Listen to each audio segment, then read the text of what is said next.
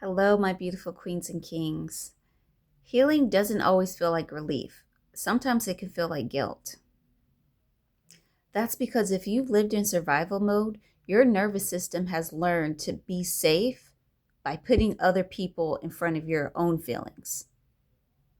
So when you start resting or setting boundaries, your nervous system doesn't take that as relief or take that as safety. Your nervous system is picking up on danger. So the guilt isn't because you're doing something wrong. It's because you're finally doing something you should have been doing.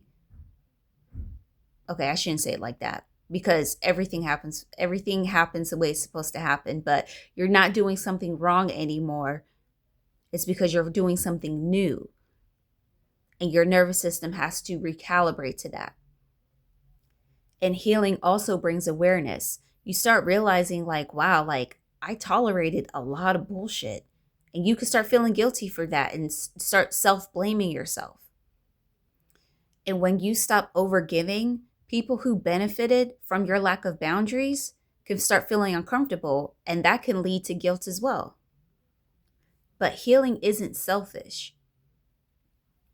It's your nervous system remembering or learning, I should say, not remembering, because a lot of us, we never felt this before, but it's your nervous system being triggered because you're learning that sacrifice doesn't come from your own putting down your own nervous system.